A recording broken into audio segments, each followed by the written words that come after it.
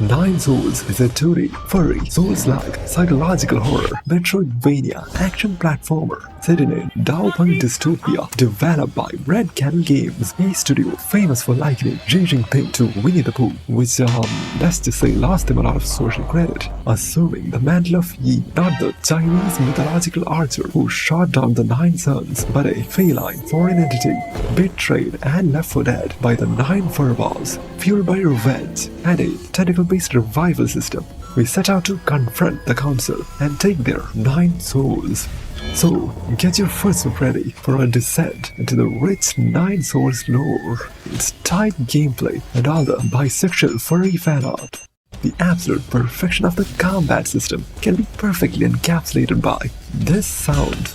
Once more, again, my brain has been trained to release high doses of dopamine directly into my nucleus accumbens upon hearing it, just like, or, and even, for some reason, the ability to parry anything and everything eventually is why I got hooked on the game, aside from the chubby furry mommy. Every time you parry, you hear a titillating unless the timing is off, causing internal bleeding, still better than just getting hit. Then there's the air parry, which lets you bounce on it, and by it, I mean projectiles, these green balls, and enemies coming at you red hot horizontally. We can even charge a parry, condensing and holding chi at critical levels, which when let go creates an expanding ball of deflection field. For every parry, premature or not, you get a chi charge that lets you blow enemies up inside out, dealing gargantuan loads of damage, which comes in 3 variations: holding the button till explosion, holding the button till max explosion, and just explosion.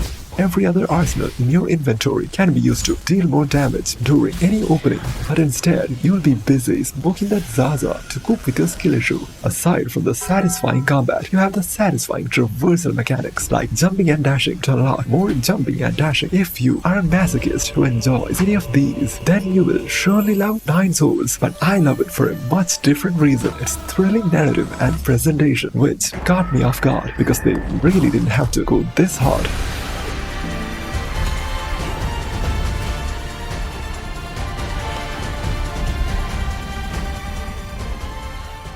After the brief 500-year catnap, Rip Van Yinkle over here is woken up by an ape child. The naming has nothing to do with his skin color. It's not racism, it's much worse. Spending 2 years recovering his lost strength, blending in with the villagers, and forming a brotherly bond with the child, Xuanshan, who knew of her true nature, and also the local conspiracy theorist, Shannon. We wait for the perfect opportunity to get back at the backstabbers, which is the village festival where Xuanshan's brilliant brain is one among the chosen to live with the gods. Just the brain, we use Yi's unique ability to slap an explosive talisman on things to save our boy and destroy the head gobbler 9000. Bidding farewell, we enter the meat grinder and follow the disassembly line separating limbs from torsos. We come across a lot of wiki pages etched onto the neon walls, from which we deduce that we are currently on a space station, and the village that we were in was one of the breeding camps for humans to be clipped and shipped to make infinite biomutant cyborg soldiers. This might all be shocking to you, but not Yi, cause he made all this shit. We partake in a lot of inconspicuous calls with our personal super intelligent AI, who guides us to our new safe house. Here we unlock its premium tier. With the mystic nymph, Xuanshan somehow safely stumbles into a heavily hidden house. You know, the one with the 2 large statues pointing to its doorway. He, now tasked with raising a child, permanently goes into the root dimension to buy some milk. A wise sage inhabits its timeless depths. Lear, who simultaneously teaches and learns from Yi spirit-based martial arts throughout our trail of destruction, and he gives us the fast travel horn. He is also an important historical figure whose significance can only be understood through a brief history lesson extracted from future wiki exploration through the infinite Tao. On the distant planet Benglai, a large black tentacle-like mass of roots and vines grew, known as the Fusang, or the primordial roots, which through a process similar to photosynthesis converted star energy into rhizomatic energy, and wherever the roots spread, civilizations of hyper-intelligent cat people thrived, called the Solarians. They eventually tapped into the rhizomatic energy of the roots to push their technological advancements to nuclear levels, and like any rational society, starts killing each other. Throughout this turbulent era, a powerful kingdom, Jie, rose above the rest, on their way to make a Death Star. Lear, growing up in these turbulent times, hones his potential and pushes science forward, establishing the Fangji Guild, which unites the rest of Penglai against Jie, and with the help of advanced weapons, they stop the Nekonazis. Penglai is ushered into an era of peace, but seeing his friends fall into clutches of corruption, he seals away all destructive technology and retreats into the infinite void, plunging the Solarian society into the Amish lifestyle for centuries. Slowly among the Taoists, technologists emerge, secretly researching the fountain of youth, backed by the wealthy, until a mysterious virus, totally not created in a Chinese lab, breaks out, which turns the cats floral. The Tian Dao Council comes forward, promising a cure, headed by the 10 souls. Yi was one of them, now he's against them, and to turn this ship around, you need to do some soul snatching. Soul Seals unlock admin privileges in this Discord group and are stored in the Vital Sanctums along with their emotional backstory. First up on our kill list is our old friend Kwafu, a chubby cat who wouldn't hurt a fly. Therefore, he sends a demonic cyborg centaur to kill us. He forgives Kwafu and recruits him as the engineer who levels up our shit. Next, we survey the plantations comprised of the bestial crops and the strange self-destructing frogs to find our slave master, Go Wang. She traps us in a large cage, breaks the cage and makes us traverse through the Chinese irrigation system until he interrupts her feast with a fight, where she constantly distracts us with her slobbery and her seductive posing while making us battle her two brain-dead slaves hopping around. Welcome to the most underwhelming boss fight, where we knock out a slave to bring down the master to ring the mind control bell, giving us an opening to slap her around. Repeat 20 times, we give her a taste of her own mind control collar, and we are forced to feel bad for her once we learn that she loved her slaves like her own children, and all her actions are justified since she was a victim of communism. Our third target is a decrepit old cat fighting solely to preserve the wealth of the elderly. Like every politician ever, he unleashes upon you the discontinued experimental mutant soldier, the Mecha Yi, a sniper rifle, and finally the huge spinning robot with a giant laser, turning their weapons against each other. Yi kills the old man through sheer humiliation. Then Yi gets a call from the demon cat, Jie Quan, promising a fair duel. No tricks involved. We get tricked instantly by his insta-kill attacks and infinite HP. Instead of letting you die and uses lore accurate root resurrection mechanic, he puts you in Unit 731 to develop our character through physical torment.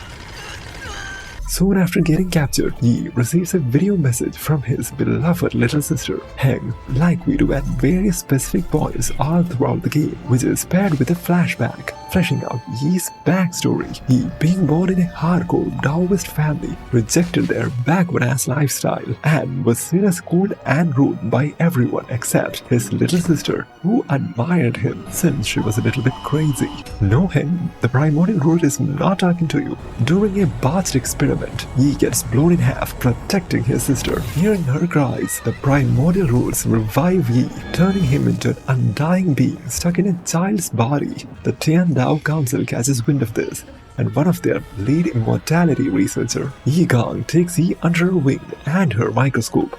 After the outbreak, the Council sets in motion the Eternal Cauldron Project, where some select Solarians get to board the Penglai landmass turn space station carrying the roots so that they can be frozen asleep till the Council makes the vaccine.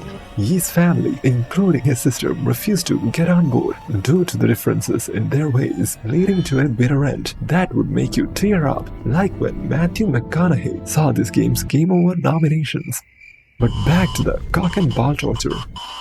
We hack ourselves out of the torture device to begin the actual torture, the mandatory stealth section, with nerfed health, no dash, and the immortal jail warden chasing you, avoiding the pitfalls, pitbulls, and the balls by hiding inside the box, until returning to the roots to face the punished pitbull, who fights you by vomiting out small dogs, the warden, and a giant spike. Keep up the biomassacre till he begs us for death.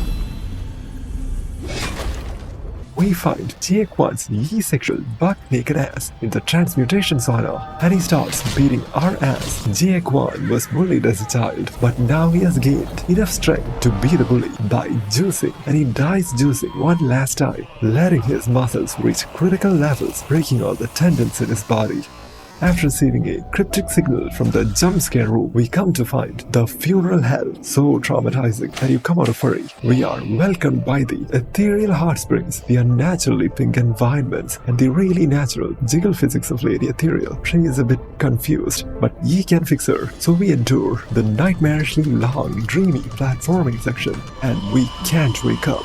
We loop back again to see the simulation breaking over and over again, till we realize ye can't fix her. So naturally, he beats her up. She was asking for it before getting ejected from her personal self-flagellation simulation. We learn of her role in developing soulscapes which stimulate brain activity during cryosleep through sweet dreams. But the dreams were too sweet to wake up from. She covered up the side effects, nailing shut everyone in a high-tech coffin. We delve back into the dreamland to deal with Lady Ethereal for the last time. In this multi-act theatrical play, we have to deal with the hysterical woman throwing knives, clawing face, and cloning herself while being distracted by the increasingly disturbing imagery in the background. Before the curtain closes, we are gobsmacked by her third act. Putting her brain to rest, we move on to the Grotto of Scriptures, the Indiana Jones level with its traps, puzzles, and artifacts, populated by a lot of annoying ships, overseen by G, the immortal soul, who spends his time etching his life events on large stone tablets. On excavating further, we stumble upon Lear's secret tomb where he pieced out from, sealing away fruits of technology like the nuclear bomb.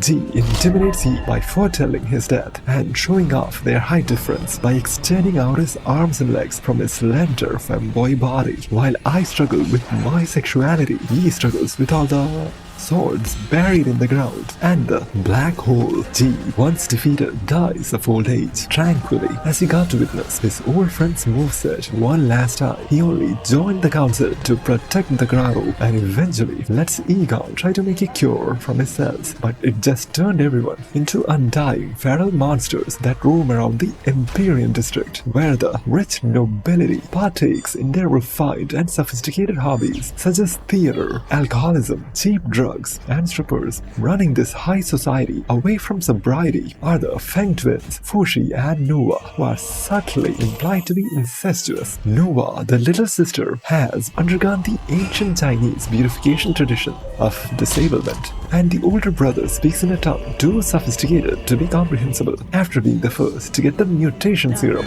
he parries Fushi's monstrous crushing force and Nuwa's bullshit until Fushi mutates into a blob of meat and spikes, impaling Nuwa to death. We discover a way to lift the meat blockade to the end game area and the final soul. But now we have to check in on the child we abandoned.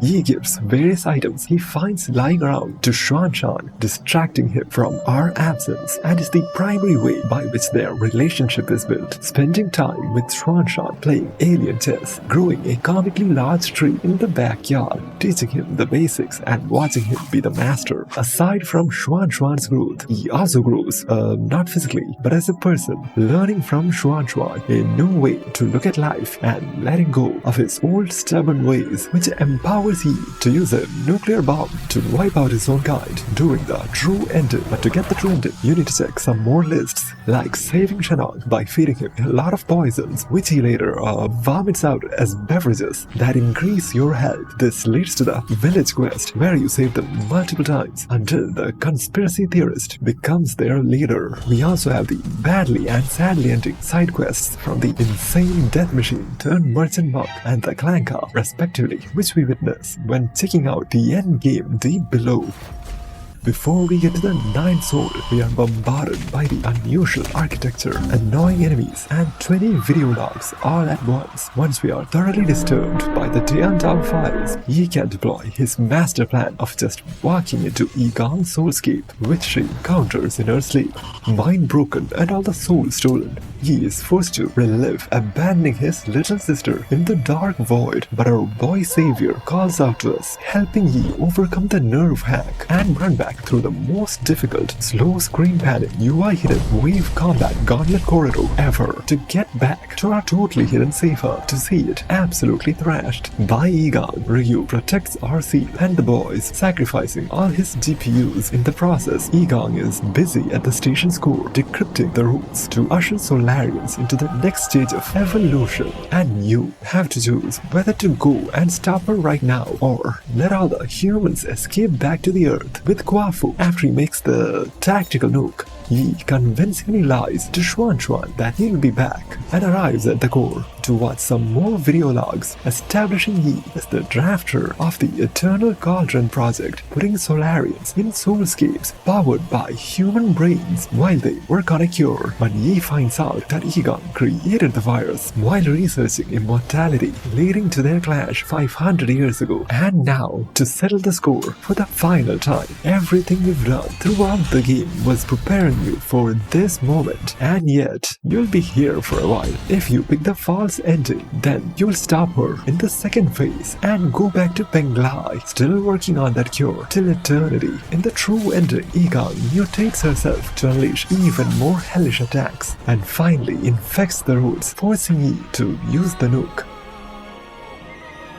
Nine Souls is often compared to Hollow Knight and Sekiro for good reason, as it takes a lot of inspiration from the gods, but in the process of combining its satisfying parry mechanics, platforming, talismans, jails, diverse environments, and its multi-layered engaging story, Nine Souls stands out as a unique piece of art. The events of the game, history of Solarians, interstellar video calls, story of the souls, and all the cryptic collectible lore that work together in telling a story that kept me hooked entire way through, more than of the entire and the inbreeding of the Elden Ring royal bloodline. But sometimes the story does put the gameplay in the back seat. Coming in expecting a solid combat-focused Metroidvania, I can't believe how much I loved all aspects of it, and I can't believe how it didn't win Game of the Year.